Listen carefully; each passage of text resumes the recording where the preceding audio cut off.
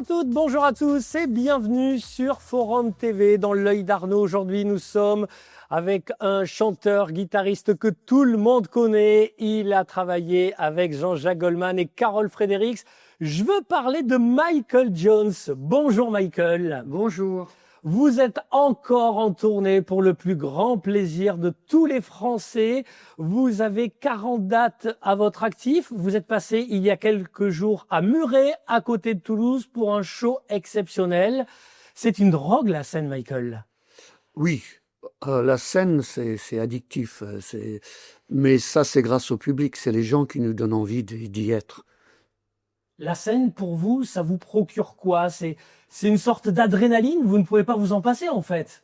Oh non, mais je peux pas expliquer. La scène, oui, c'est le partage avec les gens. C'est quelque chose de presque jouissif. C'est fabuleux de pouvoir être en harmonie avec les gens qui sont devant. Et hier soir à Muret, c'était pareil. C'était parfait. Vous avez déclaré, la scène avec Jean-Jacques, c'est tellement bien, c'est tellement facile. Comment ça se passait?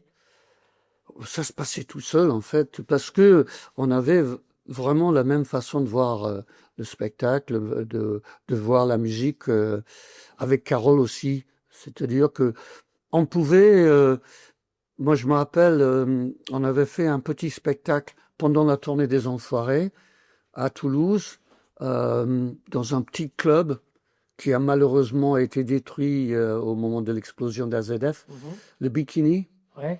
Et on était allés juste tous les trois avec des guitares acoustiques et on a fait un petit spectacle pour une association locale et c'était génial parce qu'on s'entendait parfaitement bien. On pouvait juste prendre deux guitares et les trois voix et ça marchait tout seul. Ça fait longtemps que vous connaissez Jean-Jacques. Vous vous êtes rencontrés dans les années 70 avec le groupe Typhon. Exactement. Alors, comment s'est passée cette rencontre? Alors, moi, j'ai répondu à une annonce dans un journal anglais, un groupe français qui cherchait un chanteur en anglais. Mais il fallait qu'il soit chanteur, guitariste, chanteur. Et donc, je dis, bon, la guitare, ça va, je vais travailler mon anglais. Non. Et ils ont trouvé des gens, parce que c'était pour remplacer Jean-Jacques sur une tournée. Et ils ont trouvé des chanteurs qui chantaient à peu près comme Jean-Jacques et des guitaristes qui jouaient à peu près comme Jean-Jacques. Mais aucun de ces gens-là faisait les deux. Donc, ils étaient obligés de se contenter de moi parce que je chantais pas du tout comme Jean-Jacques. J'avais à peu près la même tessiture et je ne jouais pas du tout la guitare comme Jean-Jacques, mais j'étais le seul à faire les deux. Et donc, je suis rentré dans le groupe Typhon. Ensuite, il y a eu une réunion avec la maison disque pour le 3e album et c'est là où la rencontre s'est faite et ça a été une espèce de déclic tout de suite, une espèce de coup de foudre musical. Et oui, parce que Jean-Jacques, en fait, ne voulait pas faire la tournée parce qu'il avait un boulot à côté. Il ne croyait pas du tout en cette tournée. Il a eu un petit peu raison, là, sur le coup. Ah, juste raison, justement, ça n'a pas du tout marché. C'est-à-dire que la production de cette tournée avait les yeux un peu trop gros et le ventre un peu trop gros aussi par rapport au spectacle qu'on allait produire. Ils n'avaient jamais tourné et on se trouvait dans des salles de 1000 personnes avec 300 personnes, quoi. C'était pas exactement ce que tout le monde pensait. Et puis ensuite, en 1981, on connaît le succès d'Il suffira d'un signe. Vous avez toujours gardé de très bons rapports avec Jean-Jacques Goldman et vous avez retravaillé ensemble, on va dire, en 1983, c'est ça? Oui. Bon, on se voyait encore, on se côtoyait assez souvent. Il vous faisait des pâtes à manger, c'est vrai ça? Voilà. Et quand il a fallu partir en tournée en 83, il m'a appelé dans mon don si je voulais bien passer en tournée avec lui. Donc j'ai réfléchi au moins 2 secondes avant de dire oui. Et là, ensuite, vous avez appelé Carol Fredericks car vous cherchiez quelqu'un. Enfin, Jean-Jacques cherchait quelqu'un. Il vous a demandé, Michael, tu as une idée? Et de suite, ben, vous avez pensé à elle, c'est ça? Pas tout à fait. En fait, on avait invité, ou Jean-Jacques avait invité, un groupe gospel new-yorkais pour faire le Zénith. Et il était impossible à l'époque d'emmener 50 personnes d'un groupe gospel en tournée. Et donc, Jean-Jacques voulait garder l'esprit gospel dans le spectacle. Et un soir, on mangeait ensemble et il a posé la question à tout le monde. Est-ce que vous connaissez quelqu'un qui pourrait faire le parti gospel? Et tout le monde a dit Carol Fredericks. Moi, je la connaissais pas à l'époque. C'est tous les autres musiciens qui avaient déjà travaillé avec elle, parce qu'ils avaient travaillé avec Laurent Voulzy, avec Souchon. Elle avait aussi, elle avait travaillé avec tout le monde. Pardon? Eurythmics aussi. Pardon? Eurythmics. Elle a travaillé ensuite avec Eurythmics. Mais à ce moment-là, pas encore. Et non, elle a travaillé avec tout le monde, Carole. Avec Hallyday, Berger. Et donc, c'est aussi la sœur d'un bluesman très connu qui s'appelle Taj Mahal. Et donc, elle est arrivée, c'est une évidence. Et elle a chanté sur Long is the Road. Ça, tout le monde ne le sait pas. Oui.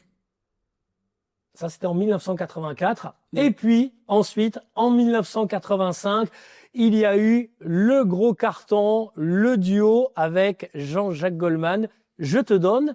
Comment est née cette chanson, Michael? En fait, c'est une chanson que Jean-Jacques avait composée et il est venu me voir en disant, voilà, j'ai une chanson, ça va raconter notre histoire. Et donc, voilà ma partie en français. Il faut que tu fasses la même chose en anglais en parlant de ce que tu ressens de ton côté. Et donc, voilà, c'est comme ça que ça s'est fait.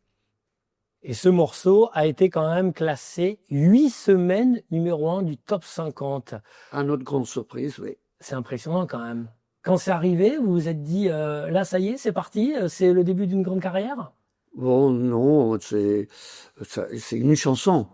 Une chanson, bon, c'est la chanson qui a eu une grande carrière, parce que elle est encore aujourd'hui parmi les chansons préférées des Français. Mais c'est pas nous qui décidons de faire une chanson pour faire cette carrière-là. C'est arrivé parce que la chanson parlait aux gens. Et elle parle toujours aux gens, puisqu'on fête cette année les 40 ans de Je te donne. Exactement. Un titre qui a été repris notamment par les Worlds Apart. Elle a été prise par pas mal de monde. Mais bon, la meilleure version, c'est la vôtre. Collectif Métissé. Oui, exactement. Claude Somariba avec le collectif Métissé qui a repris ce morceau beaucoup plus solaire, beaucoup plus zouk. Beaucoup plus original que Worlds Apart. Worlds Apart, ils ont fait une version un peu disco avec une espèce de remix un peu dance, mais que Collectif Métissé ont recherché un arrangement beaucoup plus typique. Oui, je suis pas sûr que les Worlds Apart en plus comprenaient tout ce qu'ils disaient dans le morceau, sincèrement. Mais bon, ça, c'est encore. Je ne suis pas persuadé qu'au moment où ils l'ont chanté, ils comprenaient ce qu'ils disaient, en français en tout cas. Exactement. Et ça, c'est l'un de vos plus gros tubes en compagnie de Jean-Jacques Goldman. Je te donne, sorti en 1985. Une épaule fragile et solide à la fois. Ce que j'imagine et ce que je crois. Je te donne toutes mes différences, tous ces défauts qui sont autant de chances. On sera jamais les standards des gens bien comme il faut. Michael, je vais vous proposer 3 mots à présent. On commence par le mot Toulouse. Il évoque quoi pour vous? Un stade toulousain déjà. Toulouse, j'ai découvert Toulouse grâce à un groupe avec qui j'ai joué dans les années 80, Weekend Millionnaire, où j'ai commencé à travailler avec eux au studio Condorcet, et j'ai découvert un as du son qui s'appelait Portery, qui était François Portery, un fabuleux preneur de son, un énorme musicien. Et j'ai commencé à côtoyer les musiciens, les artistes toulousains grâce à Weekend Millionnaire. Après, j'ai découvert évidemment la ville qui est magnifique. Voilà, il fait bon vivre à Toulouse. Et moi, j'adore le rugby, donc le stade toulousain. Je suis allé il n'y a pas très longtemps voir le match. J'étais invité pour aller voir le match Stade Toulousain contre Toulon. C'était un beau match que Toulouse a gagné. Au Stadium? C'était au Stadium, effectivement. Et puis Toulouse aussi, ça a été le début du trio. En fait, c'est en partant de Toulouse que Jean-Jacques m'en a parlé. Effectivement, on partait de Toulouse pour monter à Paris pour enregistrer la musique du film Union sacrée. Et c'est à ce moment-là qu'il m'en a parlé. Et là, il vous a dit, je veux qu'on monte quelque chose à trois avec Carole en plus. En fait, non, il m'a pas dit ça comme ça. Il a dit, voilà, le prochain album, je peux pas la chanter seule, donc je voudrais monter un groupe. Je voudrais nous deux et une fille. Est-ce que tu connais une fille? Et j'ai dit, mais je crois qu'on l'a, c'est Carole. Toujours Carole qui revient. Voilà, mais je pense que Jean-Jacques savait déjà, mais il voulait avoir mon avis, c'est tout. Carole Frédéric, Jean-Jacques Goldman et Michael Jones, c'est énormément de tubes. Regardez. À Leidenstadt, sur les ruines d'un champ de bataille. Rien ne me met dans le même état que la voix d'Aretha. Ça s'appelait rock'n'roll. Ça me rendu fort à nos actes manqués.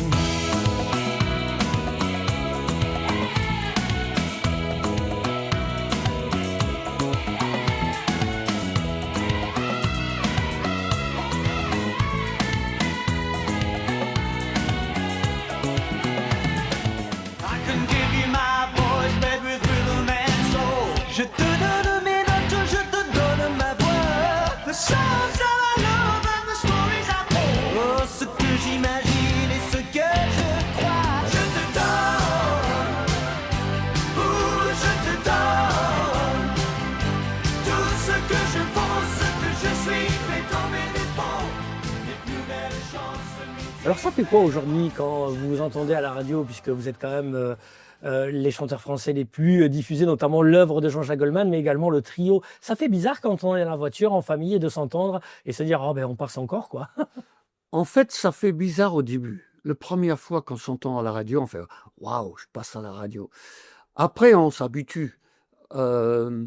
Donc oui, ça fait 40 ans que je te donne passe à la radio, donc ça me surprend plus. Mais ça fait toujours plaisir. Quelle est votre chanson préférée de ce répertoire à trois?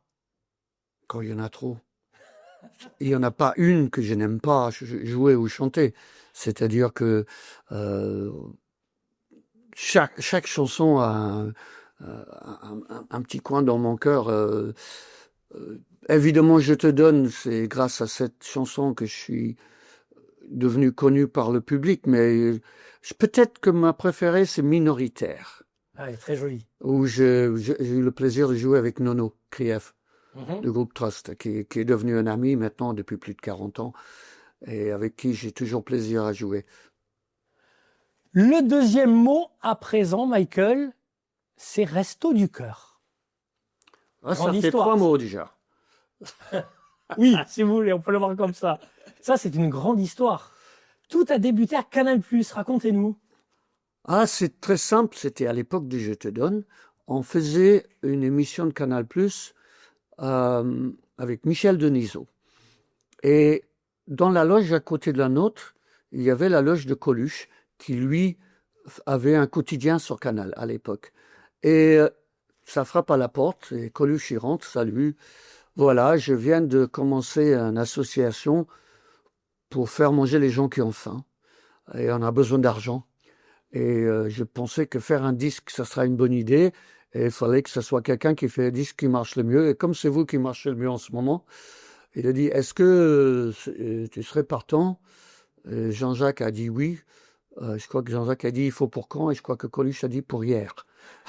Un truc comme ça. Et voilà, c'est comme ça que ça s'est fait. Et le tube, on l'entend toujours aujourd'hui, j'ai envie de dire, entre guillemets, malheureusement, quoi. Oui, nous, on pensait que ça serait un début pour aider les gens et que l'État prendra la suite, mais ça ne s'est jamais fait. En fait, l'État compte toujours pour sur les associations pour ce genre de problème, parce qu'il n'y a pas que les Restos du Cœur, il y a plein d'autres associations qui aident les gens en difficulté. Et c'est dommage d'ailleurs, bon, mais heureusement que ça existe. Vous êtes quelqu'un de très généreux qui partageait énormément. Et parlez-nous de votre dernière aux Enfoirés. C'était à Bercy où vous avez fait quelque chose d'exceptionnel. Vous avez donné votre guitare. Oui, ça devait être la dernière. Et en fait, la suivante était à Lyon. Donc, comme je suis lyonnais, Vous n'avez pas pu refuser. voilà. Mais malheureusement, on a dû le faire sans public à cause de Covid.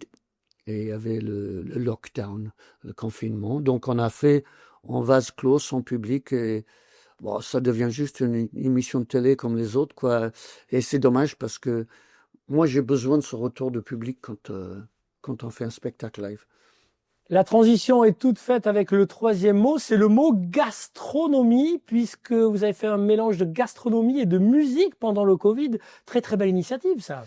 Oui, il se trouve que il y avait deux métiers qui étaient vraiment touchés par. Bon, on n'était pas les seuls, hein, il y en avait d'autres, mais les restaurateurs et les artistes, surtout, dont tous les concerts étaient interdits. La plupart des restaurants étaient obligés de fermer. Et donc, je me suis dit, ici, on se réunissait pour amuser un peu les gens pendant le confinement, parce que les gens aussi étaient bloqués chez eux. Et donc, on a eu cette idée de trouver les points communs entre un artiste et un chef et de le diffuser gratuitement sur le net. Et ça a marché en plus. Ça, on a dépassé les 2 millions de vues, oui. Il y a eu du beau monde à vos côtés, Didier Bourdon notamment. Didier Bourdon, mais là, c'était pas avec un restaurateur, c'était avec un autre comique, c'était avec Selig, qui était, avant de devenir comique, cuisinier. Et donc, il avait fait le repas de son concours de CAP. Après, il y a eu, avec Thomas Dutronc, Marc Vérard, qui est venu faire un croque-madame. Il y a eu le meilleur restaurateur français de cuisine italien, qui a le droit de porter le col avec le drapeau italien. Et il y avait Thomas Parisini. Et il y avait un restaurateur, sur la première émission, un restaurateur réunionnais.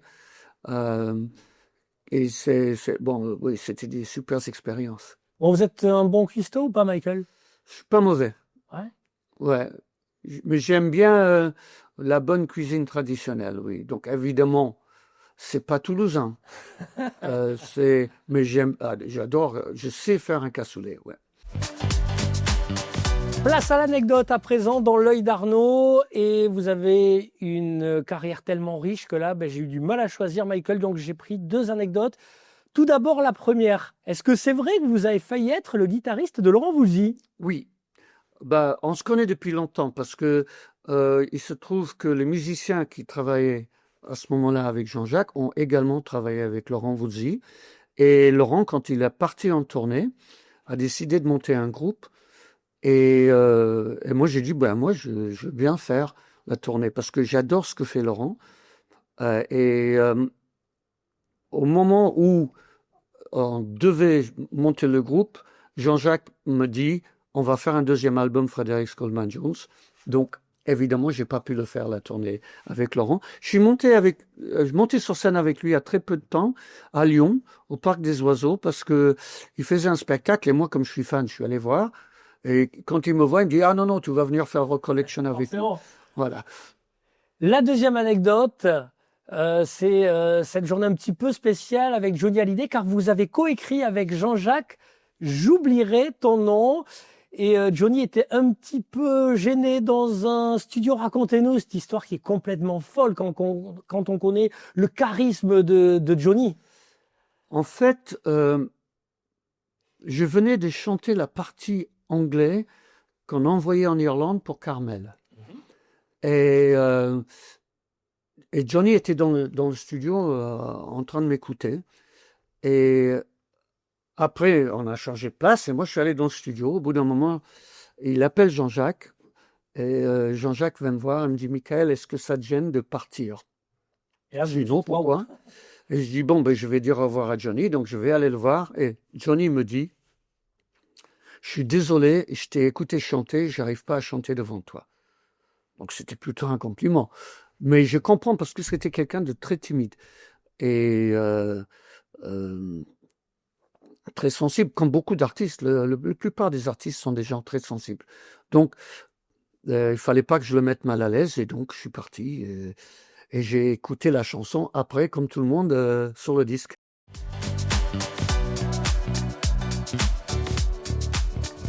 La question qui pique à présent, Michael, sincèrement, est-ce qu'un jour, Jean-Jacques Goldman va revenir en studio ou sur scène, ou c'est même pas la peine d'y compter? C'est même pas la peine d'y compter, je pense. Ceci dit, la seule personne qui peut parler de ça et prendre une décision, c'est lui. Donc, il m'a juste dit, si jamais je vais remonter sur scène, tu serais le premier au courant. Alors, je ne suis au courant de rien. Bon, vous voyez régulièrement, puisque c'est quand même un ami, hormis la musique, vous échangez. Sur la musique d'aujourd'hui, par exemple? Alors, la dernière fois qu'on s'est vu, c'était quand j'ai joué à Londres avec Francis Cabrel. Il est venu nous voir jouer. On se parle souvent, on se textote plus souvent que de parler maintenant. Mais voilà, on est toujours en contact. Mais comme des amis restent toujours en contact. Exactement. Comme on dit, les amis, on les compte sur le doigt d'une main.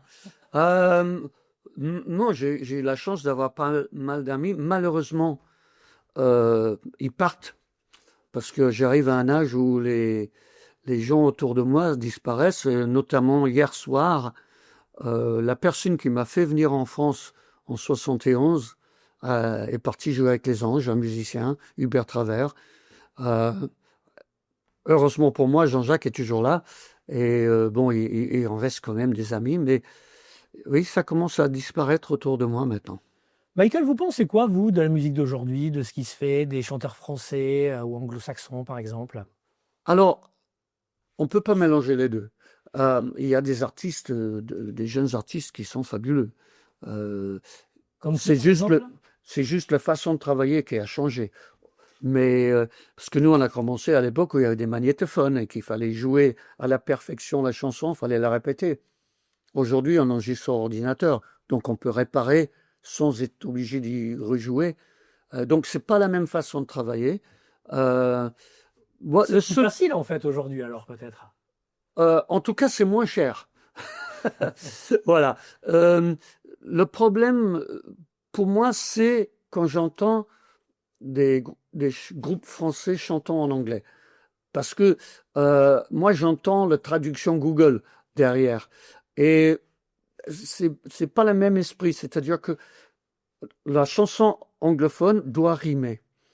En français, c'est pas obligatoire parce qu'on a la prose. Donc, c'est pas tout à fait la même façon de travailler. Donc, par contre, des artistes français avec des beaux textes chantant en français, ça existe toujours. Et j'aime bien ça. Et les artistes britanniques modernes aussi, j'aime beaucoup. Là, par exemple, là, j'ai écouté la dernière chanson d'Ed Sheeran avec John Mayer. C'est une merveille. Il est fort, ouais. Oui, les deux sont forts. Michael Jones, vous avez pratiquement tout fait dans votre vie. Qu'est-ce qu'il vous reste, en fait? À vivre.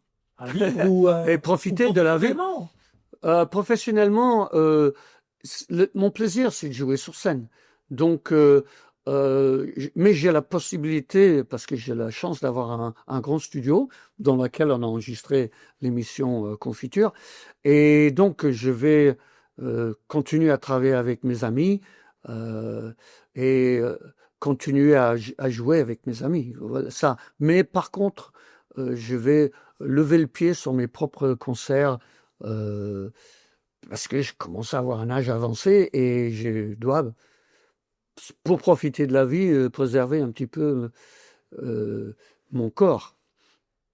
Bah écoutez, merci d'être venu sur Forum TV, dans l'œil d'Arnaud, et vous revenez quand vous voulez pour vos futurs projets. Ce sera avec grand plaisir. Ah, mais je reviendrai parce que j'ai des projets et je reviendrai parler des projets. Merci de nous avoir suivis sur Forum TV, dans l'œil d'Arnaud. On vous souhaite une très bonne journée et on se dit à très bientôt.